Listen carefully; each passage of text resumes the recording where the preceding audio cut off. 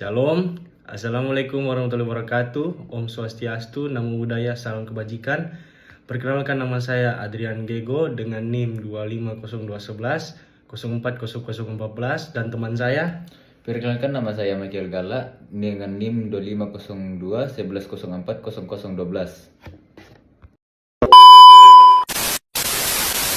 Pada video kali ini kami akan menjelaskan secara singkat tentang materi hukum Newton 1, 2, dan 3. Saya akan menjelaskan tentang hukum Newton. Hukum Newton adalah 3 prinsip dasar dalam fisika yang menjelaskan tentang gerak dan gaya. Berikut yang akan saya jelaskan singkat tentang hukum Newton 1, 2, dan 3. Hukum Newton 1 adalah sebuah benda akan tetap dalam keadaan diam atau bergerak dengan kecepatan konstan jika tidak ada gaya luar yang bekerja padanya. Dengan rumus sigma F sama dengan 0, maka A sama dengan 0. Jika tidak ada gaya luar, maka percepatan sama dengan 0. Hukum Newton 2. Gaya yang bekerja pada sebuah benda sebanding dengan percepatan yang dihasilkan. Percepatan yang dihasilkan juga sebanding dengan massa benda. Dengan rumus F sama dengan M kali A. Atau bisa juga dibilang gaya sama dengan massa kali percepatan. Hukum Newton 3. Setiap aksi memiliki reaksi yang sama besar dan berlawan arah.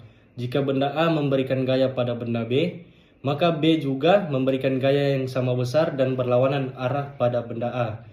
Dengan rumus FA ke B sama dengan FB ke A. Dengan demikian, hukum Newton menjelaskan tentang bagaimana gaya mempengaruhi gerak benda dan bagaimana benda-benda berinteraksi satu sama lain. A few moments later. Pada kesempatan ini saya akan menjelaskan fungsi hukum Newton 1, 2, dan 3 di teknik mesin.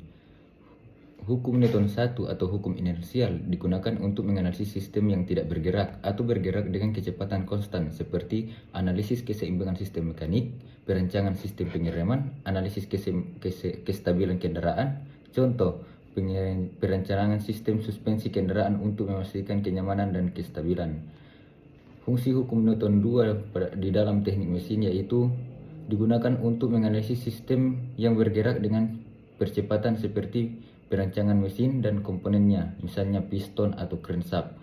Analisis gerak kendaraan, perancangan sistem kontrol, contoh perancangan sistem transmisi kendaraan untuk mengoptimalkan kinerja dan efisiensi.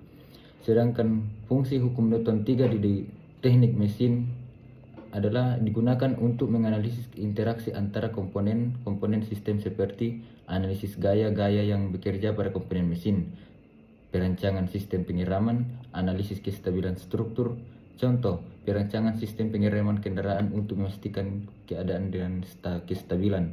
Dengan demikian, hukum Newton 1 dan 2 dan 3 digunakan dalam teknik mesin untuk menganalisis dan merancang sistem mekanik, memastikan kinerja, keamanan, dan efisiensi. A few inches later. Sekian dari kami video penjelasan singkat tentang hukum Newton 1, 2, dan 3. Dan kami akhiri video ini dengan kata Shalom, Assalamualaikum warahmatullahi wabarakatuh, Om Swastiastu, Namo Buddhaya, salam kebajikan.